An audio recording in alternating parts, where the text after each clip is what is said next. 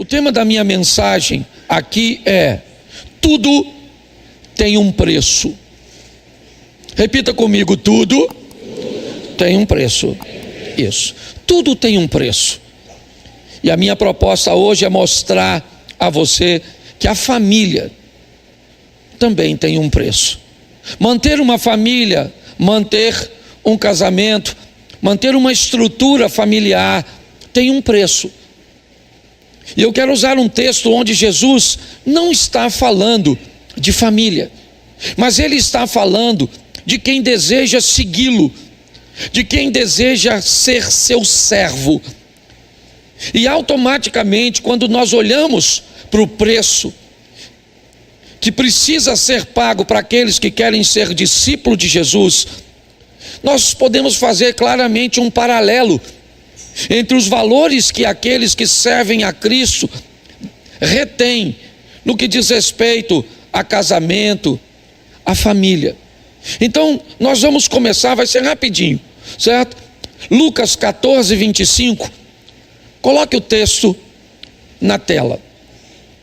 Nós vamos até o 34, que diz assim: grandes multidões o acompanhavam, e ele, voltando-se, lhes disse: se alguém vem a mim e não aborrece seu pai, sua mãe, sua mulher e filhos, e irmãos e irmãs, e ainda a sua própria vida, não pode ser meu discípulo. Deixa aí por enquanto, deixa aí, presta atenção.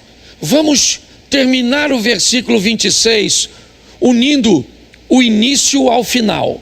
Bom, se alguém vem a mim, certo, não pode ser meu discípulo. Olha só, se alguém vem a mim, ele não pode ser meu discípulo se não estiver disposto a pagar um preço. O preço de enfrentar, por causa do estilo de vida agora do discípulo, com seu pai, com sua família e consigo mesmo, os desafios dos embates, das tentações, das vontades humanas de fazer aquilo que contraria a vontade agora do mestre.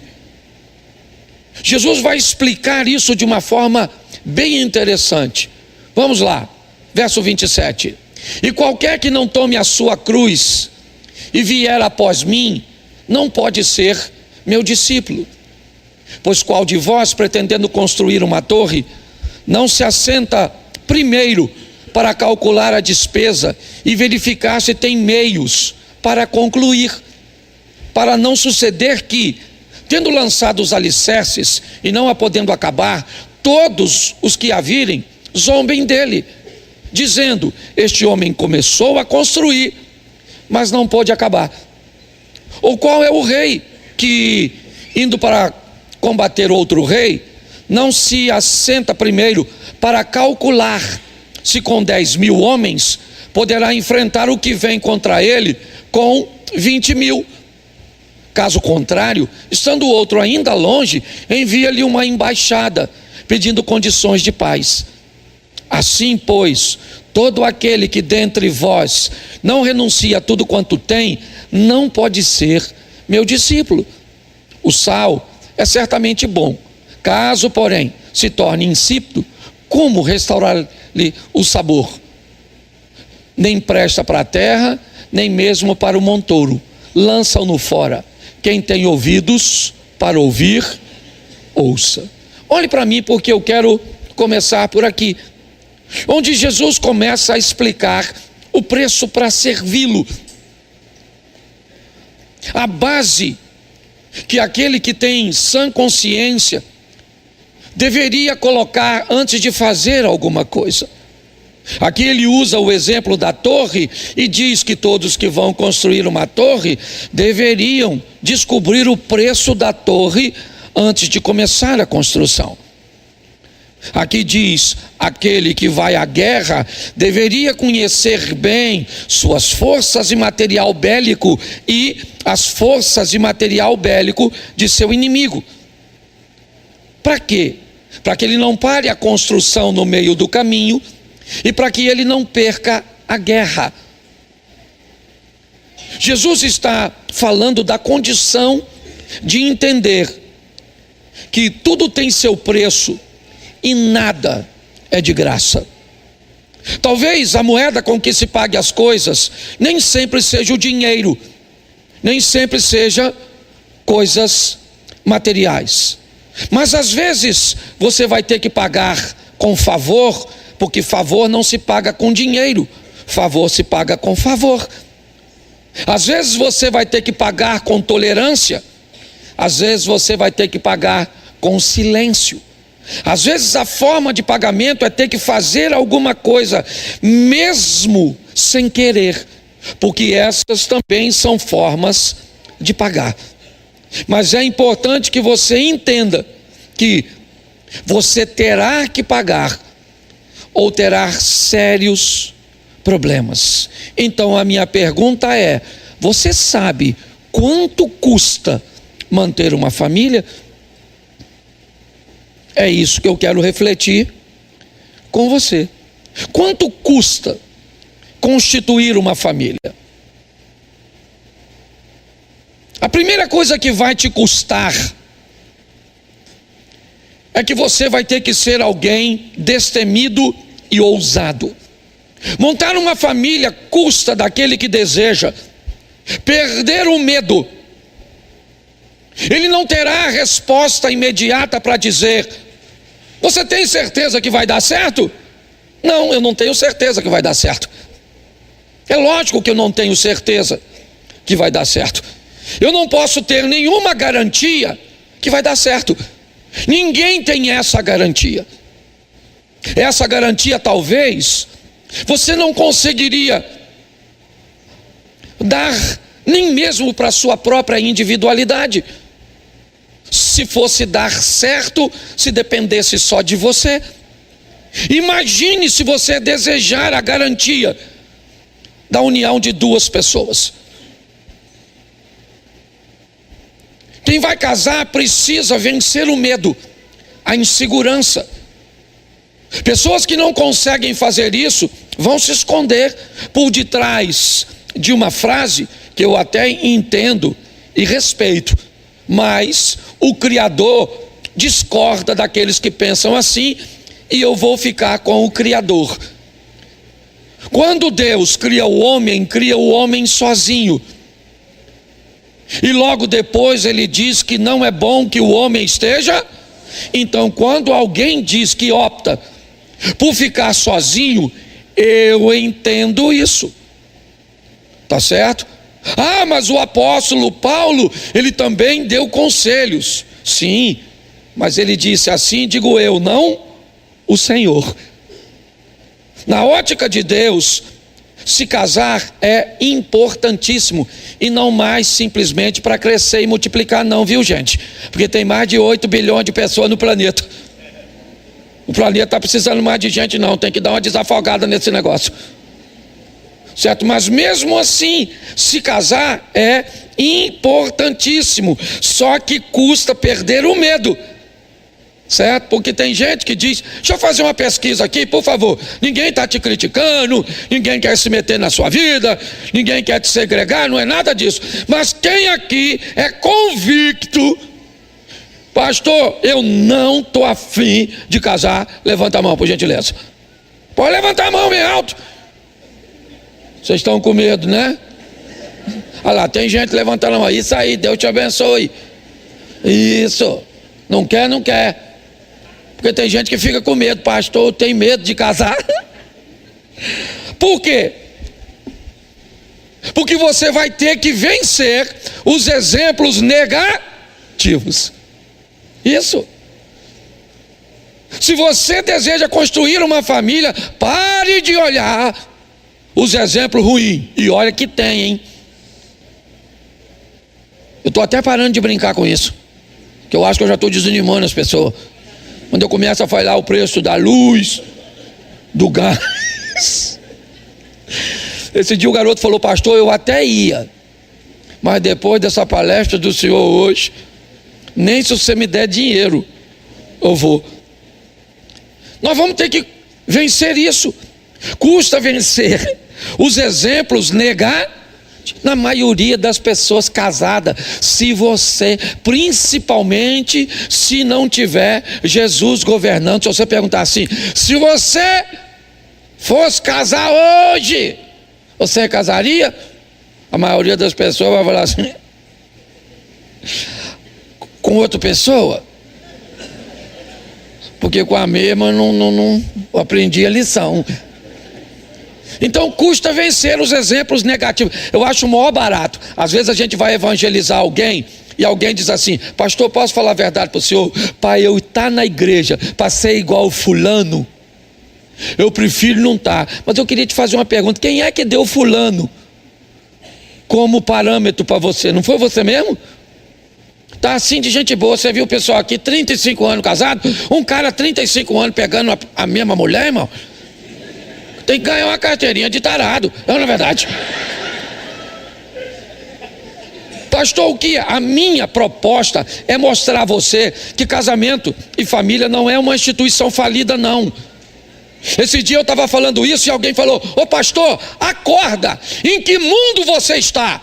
Porque no mundo que eu estou, está todo mundo tendo conflito e se divorciando. Eu falei, meu filho, então muda de mundo. Porque no mundo que eu estou, tem gente nadando de braçada, construindo uma história extraordinária, sendo felizes, vencendo, construindo uma família linda. Então venha para o meu mundo. E ele e deve ter ido para o inferno. Outra coisa que você precisa vencer na hora de entrar num casamento, certo? De um relacionamento, é parar com esse negócio e levar uma rota de fuga junto. Se não der certo, não, eu vou até casar, mas se não der certo, não der certo. Casamento não tem rota de fuga nem saída de emergência. A porta do casamento é para baixo, mais ou menos 1,20 m por 2 e uns quebradinhos, 1,50 m de fundura. Você vai deitado para descansar, quer? Você está rindo, mas o assunto é sério. Então custa sim, custa formar uma família, custa ousadia. Tem gente ousada aí? Levanta a mão, só os casados. Isso aí, Deus te abençoe, te dê força para levar esse projeto até o final, glória a Deus. Certo? Segunda coisa que vai te custar, se você quer montar uma família, você tem que entender qual será.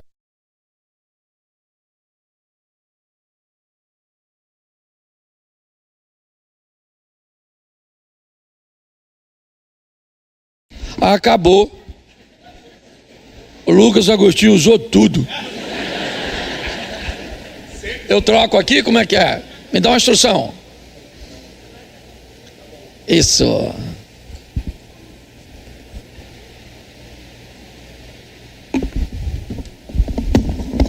É ao vivo.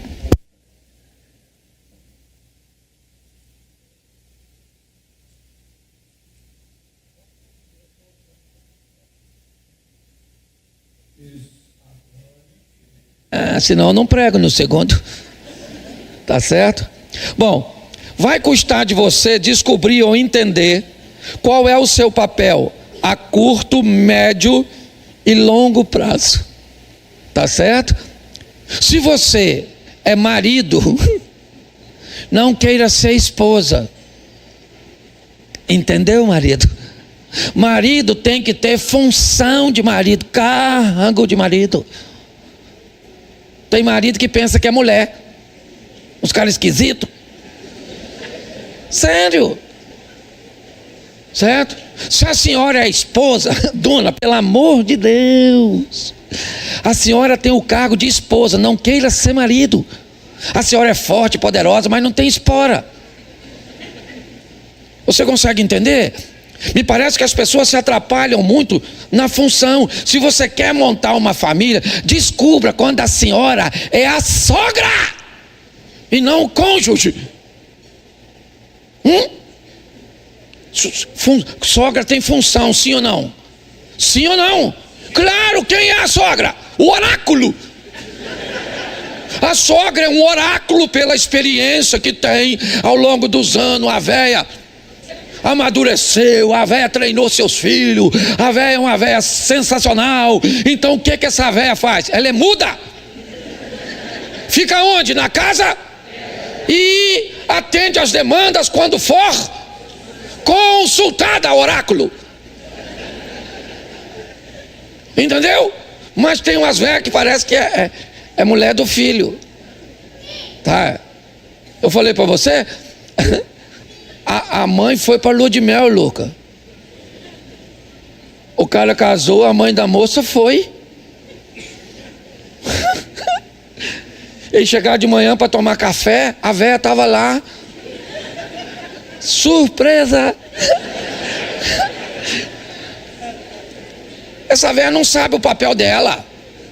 Aí o cara ainda falou comigo, pastor, se fosse o senhor, o que o senhor faria? Eu falei, eu ia falar, minha senhora, toma café conosco. Venha para nossa mesa que eu vou te narrar tudo que fiz com sua filha essa noite. Eu queria ver para onde essa velha ia, essa perturbada da cabeça. Isso. Custa saber qual é o meu papel.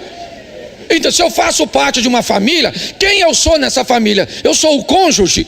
E eu sou o cônjuge com funções, certo? E obrigações e cargo, certo? E postura do homem. Então tá bom, eu sou o marido. Não, eu não sou o marido, eu sou a esposa. Não, dessa família que ampliou, eu não sou, eu sou o sogro. É assim que funciona. Eu não posso, há limites. Já faz um tempo, minha nora eu vi aqui, estava com a netinha, certo? Mas foi meu neto. Meu filho me ligou que meu neto estava gritando. Não sabia o que era. Eu corri para lá com minha mulher para acudir. Quando eu cheguei na frente da casa, minha nora estava com meu netinho no colo, e ele chorando, gritando, e não sabia. Ele era muito novinho, não tinha, e ele não parava de gritar. Então eu peguei ele no colo e comecei a andar pela rua orando, e ele gritando, eu orando, e ele não parava. E aí eu abri a porta do meu carro, minha mulher estava dentro, eu falei, vamos embora. Só que quando eu ia ligar o carro, eu lembrei que aquele menino não era meu filho, ele era meu neto. Eu não tinha o direito de tomar a frente dos pais daquele menino. Entendeu? Então eu esperei meu filho sair com minha nora, entreguei o menino, entendeu? E eles foram no carro dele, eu fui no meu orando, falei, Senhor, eu estava tão nervoso, certo? Que eu falei para minha mulher, vamos passar no shopping, vamos tomar um café que eu não estou aguentando. Que a minha vontade era encostar no carro dele assim, ó, empurrar até lá. Então há limites. Custa saber quem você é. Você é o cunhado? O cunhado. É cargo de cunhado, função de cunhado. Então, pelo amor de Deus, cuidado. Você é sobrinho, pelo amor de Deus. E você é mãe do sobrinho. Às vezes o menino é perturbado, quebra as coisas. Você é avô. O que é o avô? O avô é um burro que o filho amansou para o neto montar.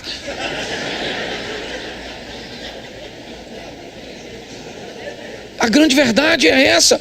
Eu preciso saber quem eu sou. Não, pastor, eu sou o pai. Não sou o pai, eu sou o padrasto.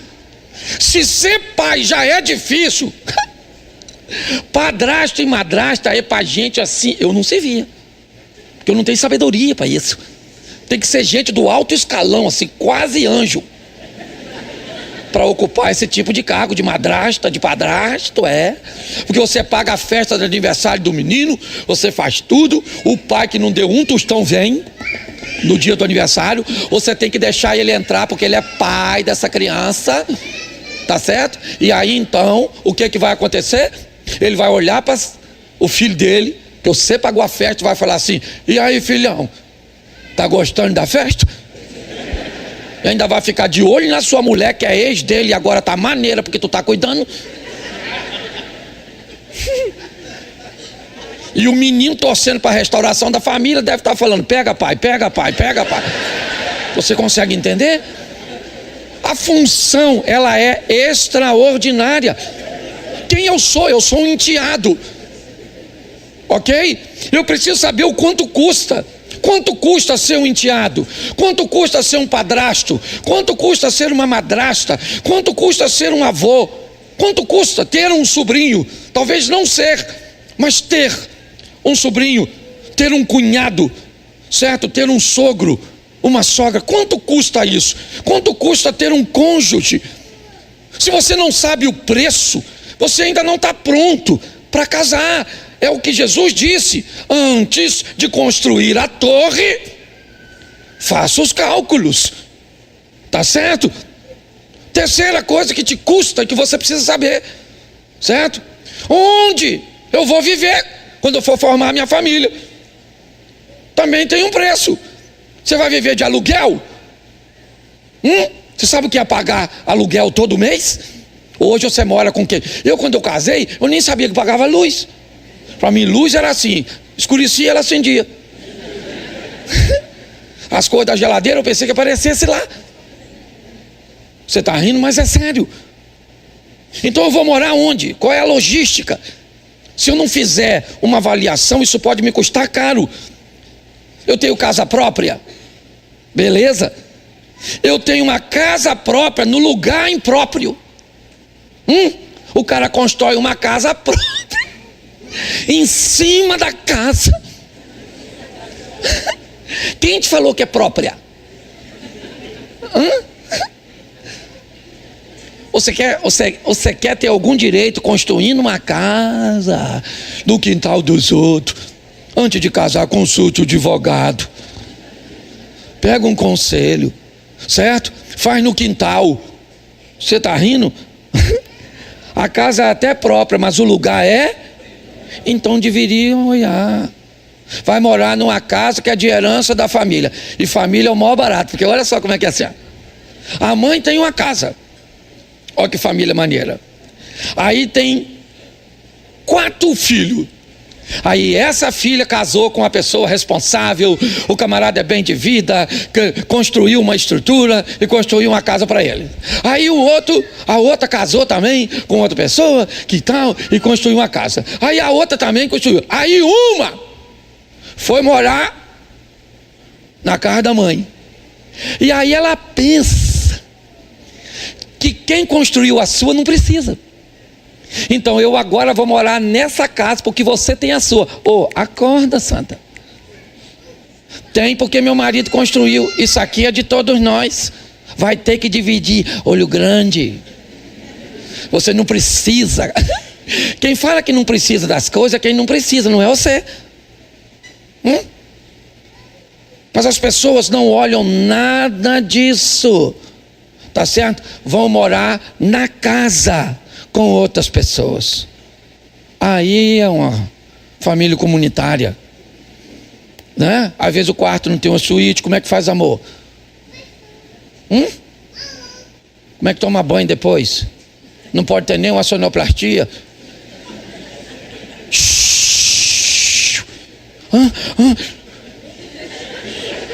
Vai acordar os outros. Chuveiro tem que abrir e ficar numa posição estratégica para não fazer barulho da água batendo no chão, porque vai acordar os outros. Você não está fazendo sexo, você deve estar roubando um banco. Não é verdade? Então as pessoas têm dificuldade de entender. Olha, gente, não tem problema em começarmos assim, não. Eu não estou fazendo uma crítica, não. Eu comecei assim, certo? Eu só estou dizendo que as pessoas precisam saber o quanto isso custa. Porque se você não souber o quanto custa, seu casamento, sua família, não vai muito longe. Essa é a verdade. Eu vou te dar alguns textos rapidinho, certo? Você quer construir uma família? Aprenda a fazer o corte do cordão umbilical. Coloca para mim, por favor, Gênesis 2, 24. Presta atenção. Por isso, deixa o homem pai e mãe, se une à sua mulher, tornando-se os dois uma só. Não forme uma nova família se você ainda não tem condições de desconectar-se, quer financeiramente, quer emocionalmente. E pior, certo? Às vezes você consegue desconectar-se, mas a outra pessoa não consegue. É assim que funciona. Esse dia eu tive que lidar com um caso, com uma mulher que estava enfrentando uma crise no casamento, Ela é uma advogada muito bem sucedida, casada com um advogado também, certo? Os dois muito bem sucedidos, tinham mais de 20 anos de casados, enfrentaram uma crise no casamento. Nessa crise no casamento, eles acabaram se separando. E nessa separação, ela foi e voltou para a casa da mãe, porque a mãe era viúva, tá certo? E com mais 2 filhos casados. Quando a menina voltou para a casa da mãe, o que a mãe recebe em casa? Um presente, certo? Um presente, porque agora a mãe que era sozinha ganha uma companhia. A filha está de volta. E mais do que isso, a filha traz consigo um poder aquisitivo que pode ajudá-la. Pergunto eu a você, essa mãe queria que a filha voltasse para o marido ou não? É claro que não, porque a mãe olhava os seus benefícios. Agora ela tinha a grana da filha, a presença da filha, e nem a filha estava entendendo. Foi ela que me procurou, para que eu a ajudasse, porque ela não queria magoar a mãe, porque a mãe falava horrores do marido, certo? Simplesmente porque não queria perder a presença e os recursos da filha. Então é muito importante nós pegarmos essa linha, sabe, do cordão umbilical e colocarmos a nossa família no seu devido lugar. Ah, pastor, mas a Bíblia diz: honra o teu pai e a tua mãe. É isso aí. Quando a Bíblia diz: deixará o homem seu pai e a sua mãe, apegar-se-á a sua mulher, e serão ambos uma só carne, a Bíblia não está falando de abandono. Não, não é isso não, certo? O que a Bíblia está falando é sobre um distanciamento seguro, ok? É de um ambiente onde o seu cônjuge possa te respeitar, possa te admirar pela postura que você foi capaz de tomar depois de casado. É assim que funciona. 5, certo? O cônjuge abaixo de Deus e acima de tudo. Repita comigo: o cônjuge abaixo de Deus e acima de tudo. Bota para mim Mateus 22:37. Dá uma olhada nesse texto. Respondeu-lhe Jesus: amarás o Senhor teu Deus de todo o teu coração, de toda a tua alma e de todo o teu. Entendi? Este é o primeiro. Este é o grande primeiro. Verso seguinte. O segundo, semelhante a este, é: amarás o teu como. Preste atenção aqui, eu já falei isso, mas eu preciso mostrar a você. Deus acima de tudo. Sim ou não? Agora o texto diz: ame o próximo como? Então a Bíblia está dizendo: ame a Deus primeiro, depois ame a quem? Ame a quem? Não, lê o texto. O texto não está falando isso. O segundo é semelhante a este: amarás o teu como. Então o texto está mandando eu amar quem depois de Deus? Eu. Ame o próximo como eu amo a mim. Todas as vezes que você amar outra pessoa mais do que você está se colocando num ambiente onde você pode viver um relacionamento abusivo. Quando as pessoas descobrem que você gosta mais dela do que de você, você vai ter problema. Seja ela seu filho, seja ela. Deixa seu filho descobrir que você gosta mais dele do que de você, e você vai ver o que ele é capaz de falar com você, de fazer com você. Mas o dia que seu filho descobrir que você se ama antes dele, porque era assim que os nossos pais nos trouxeram até aqui. Foi assim. Você nunca, pelo menos eu não lembro, na minha época de garoto, de ver uma mãe ou um pai perguntando para o filho se você me ama. Você me ama, meu filho? Fala. Fala se você ama, mamãe. Fala. Ama, não ama? Quem me criou foi minha tia, e eu louvo a Deus, irmã do meu pai. Minha tia falava comigo: meu filho, eu não quero nem saber se você gosta de mim. Eu só quero que você me respeite, que eu quebro você no cacete, ô garoto. Você vai ser uma pessoa de bem, você não vai se meter com o filho dos outros, você não vai envergonhar o nome da sua família, você vai respeitar os mais velhos, você vai pegar tudo que é dos outros, não é seu. E se você não aprender, eu rebento você aqui. Eu vou denunciar a senhora para o conselho tutelar. Eu bato no conselho tutelar, eu bato no Alexandre de Moraes, eu bato no Flávio Dino, eu bato em todo mundo. Era ou não era? E pronto, acabou. E nós chegamos até aqui. Louvado seja Deus por isso. Então nós temos que aprender a gostar de nós mesmos. Tá bom, a senhora vai casar? Seu marido é tá bom, é um lorde.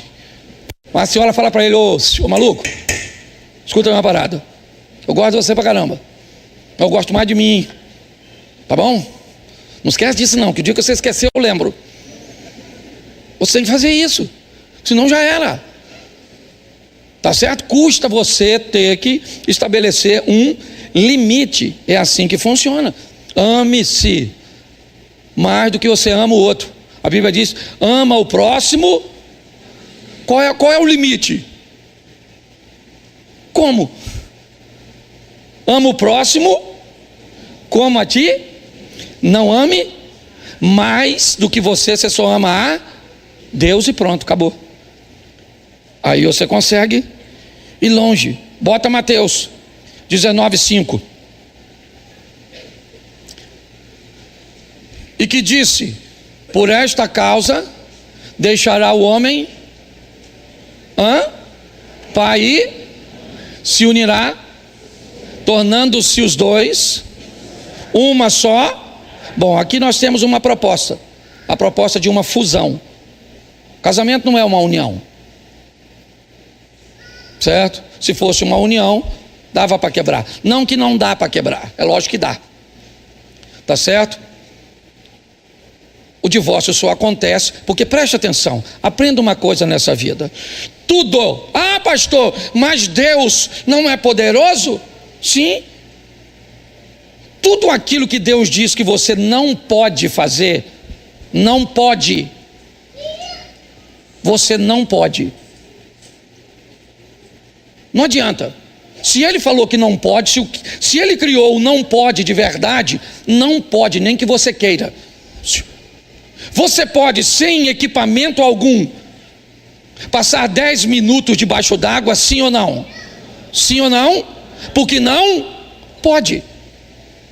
Você pode divorciar, sim ou não? Sim ou não? Pode. Porque se não pudesse, certo? Você não teria como. Você pode voar sem usar um equipamento? Não.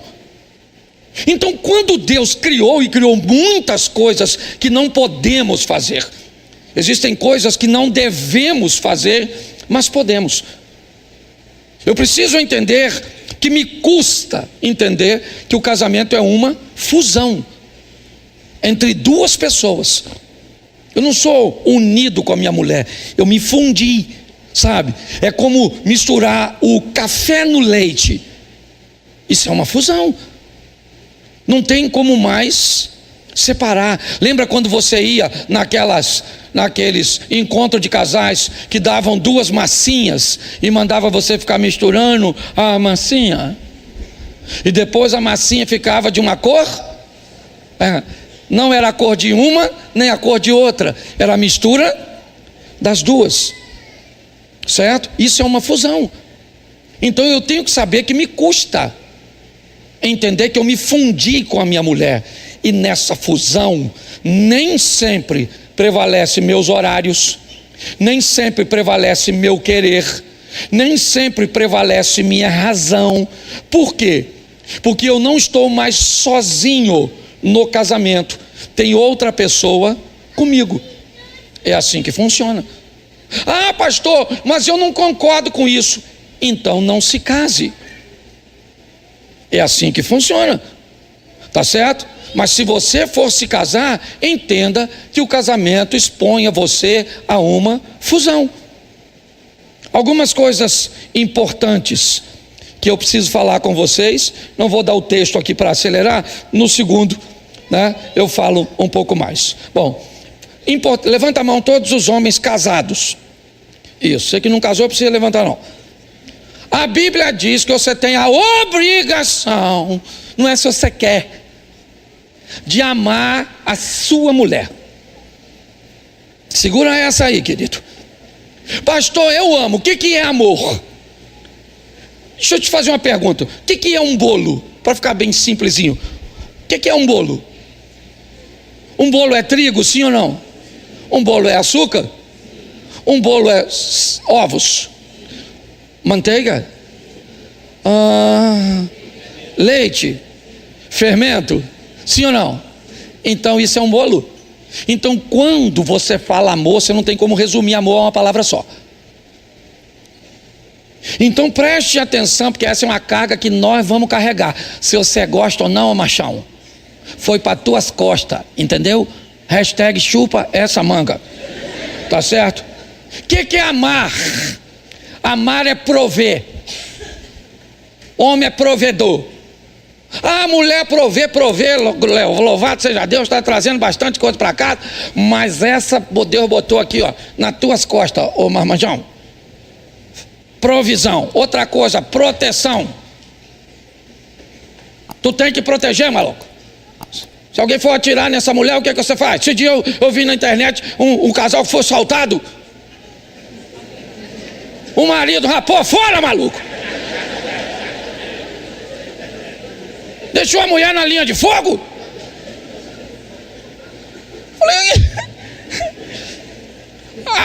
o ladrão voltou depois para socorrer a dona. Ficou com pena. Ó, eu não vou falar onde foi não, que o pessoal aqui conhece. Mas eu morava num lugar, e aí eu estava chegando em casa, o cara tinha feito um buraco na frente da minha garagem. E eu vi, quando eu entrei com o carro, de longe eu vi um monte de terra, eu cansado. Sabe quando você não quer deixar o carro? Você quer ir para casa, coloca o carro dentro, toma um banho para você não sair mais. Mas estava lá. E eu já vim de longe, falei, rapaz, se não pediu a minha mulher para cavar o buraco, eu vou arrumar uma confusão. E vim dirigindo, e eu vi que tinha um cara em pé assim, ó, perto do monte de terra. E eu vim, estacionei o carro, desci e fui caminhando. Quando eu olhei dentro do buraco, estava a mulher dele, com a chave de grife, uma serrinha consertando o cano. A minha vontade era falar, só está precisando de um homem aí, dona? Eu olhei, eu nem reclamei, porque como é que eu ia fazer? Eu falei, Jesus, tem misericórdia. Então, presta atenção, ô maridão, é obrigação tua proteger essa dona. Ninguém grita com a sua mulher, rapaz. Eu lembro, meu garoto mais velho, um dia eu cheguei em casa, minha mulher estava chorando. Eu falei, o que foi? Ela falou, o Caio gritou comigo. Eu falei, gritou com você? Fui lá no quarto dele, abri a porta, ele falou, o que foi, pai? Eu falei, eu não sou seu pai, eu sou marido da mulher que você gritou. Ele falou, o quê? Eu falei, é isso aí mesmo, rapaz, você não grita com minha mulher não, maluco? Falei alto que é para ela escutar lá na sala, que a propaganda é a alma do negócio. É ou não é verdade? Dei-lhe uma correção nele, cheguei na sala, os olhos dela estavam desse tamanho, brilhando, como que ele chegou, o machão, o Stallone. O cara, você tem que defender sua mulher, rapaz. É obrigação sua, isso faz parte do amor. Outra coisa, respeitar sua mulher. A mulher é sua, rapaz. Nunca chama uma mulher de gorda. Ela engordou, tá vendo, pastor? Tô vendo, miserável. A balança também já viu, todo mundo já viu. Mas ninguém tá falando, só você, sua besta. Pastor, olha como é que se envelheceu. Esse dia, desculpa, eu tô na minha igreja, eu posso falar, tá bom? Você que tá visitando, estão gravando isso? Então, né? Aí tem que ter sabedoria para falar, né, irmão? Mas eu falei, a mulher veio chorando para mim e falou, pastor, ele falou que eu tô velha, que o meu cheiro já não é legal. O que eu faço? Eu só falo que ele tem um pintinho pequenininho, fala com ele.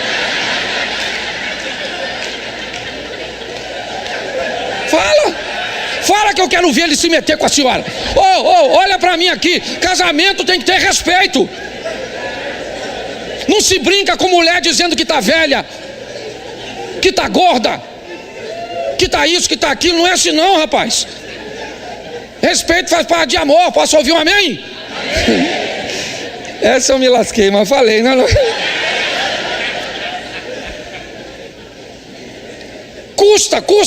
Custa prover, custa proteger, custa respeitar. Outra coisa, ô maridão, certo? Custa dar carinho. Você sei que você está cansado, mas leva um pouco de energia para casa. Sai de casa inteiro, só volta o refil.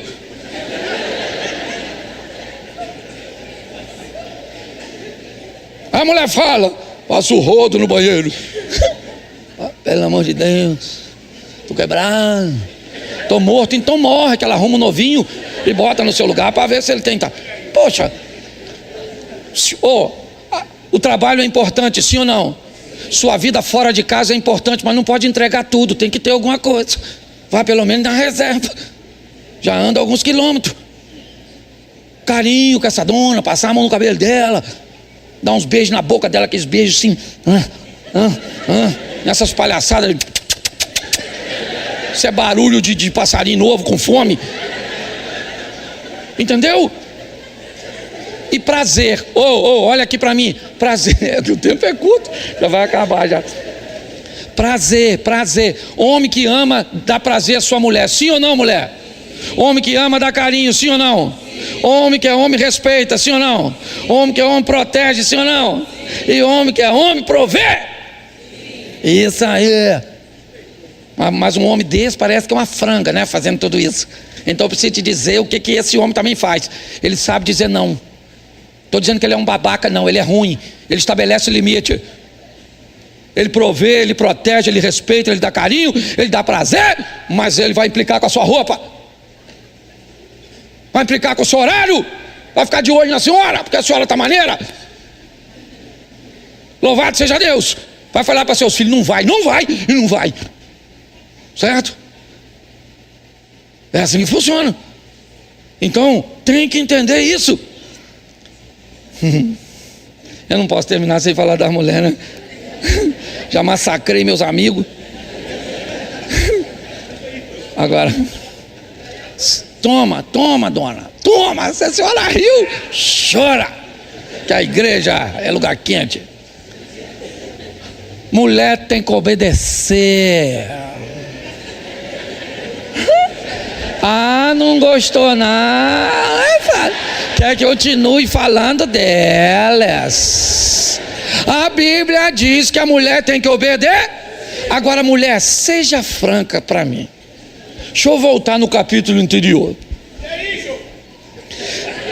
Se o seu marido é um provedor, um protetor, um respeitador, um carinhoso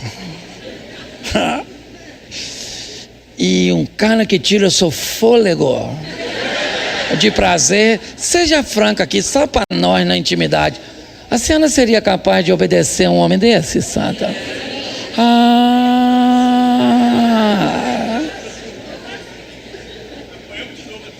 Apanhou de novo, mas vou bater nela, espera aí. Presta atenção, o que é obedecer para um homem?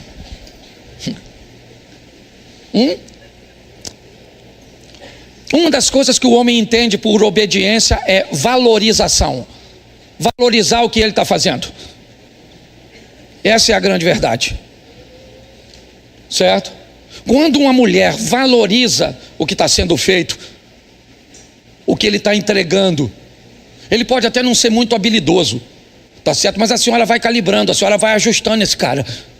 Mas tem que valorizar o que ele traz para casa, o que ele faz com economia. Certo? Seu marido tem que ver você corrigindo muitas vezes aquilo que está sendo tratado de qualquer maneira, que está sendo esbanjado.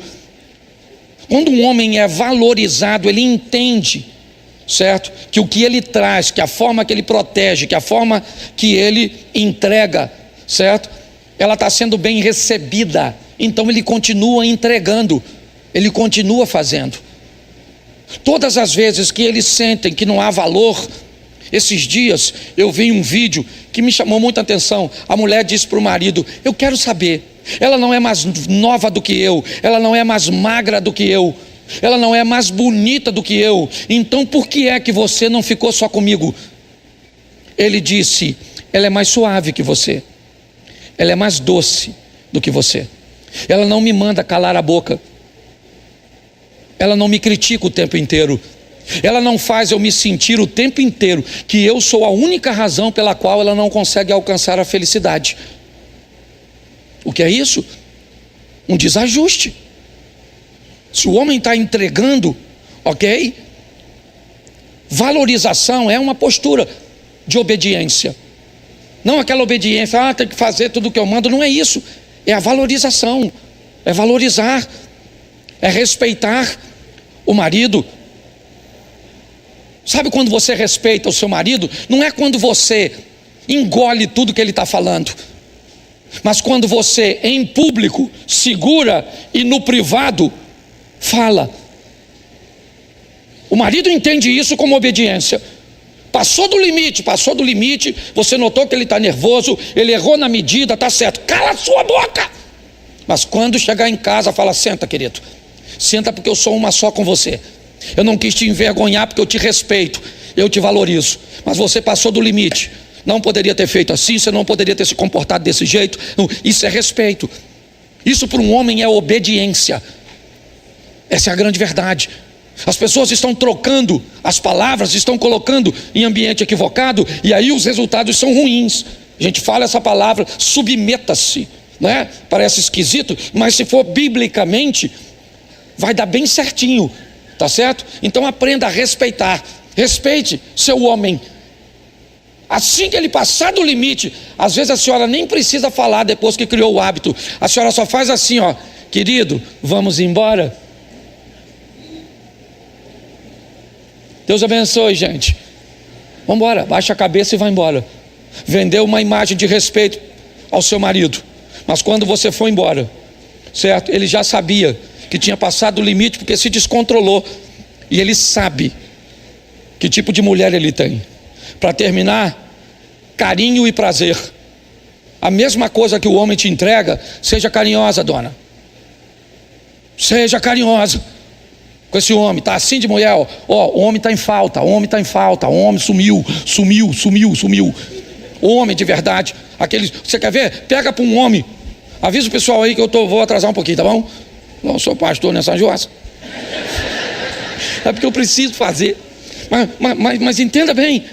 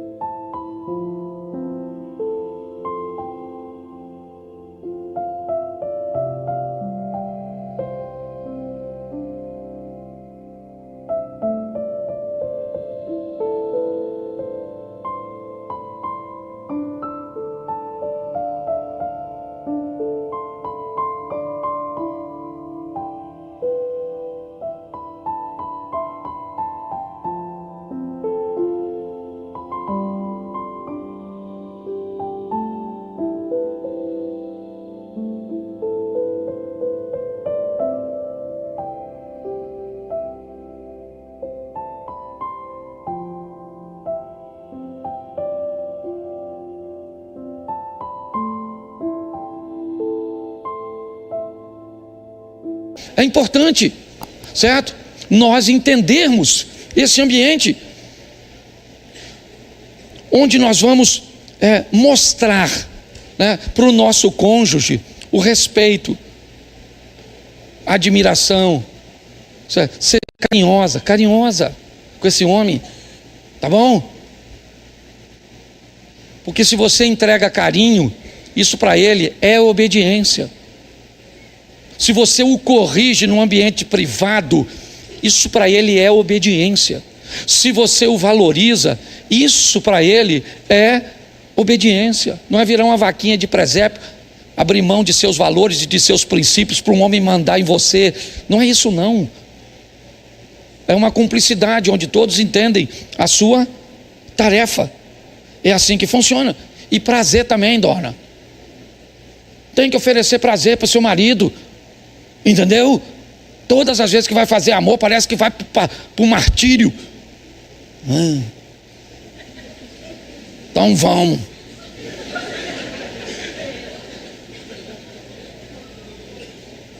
Aí quem está lá? Jezabel, oferecendo assim de graça. Jezabel tem dor de cabeça? Tem nada. Critica nada. Certo? O Ricardão. O Ricardo está lá elogiando, sente o cheiro da sua mulher. Você nem nariz tem mais. Você consegue entender?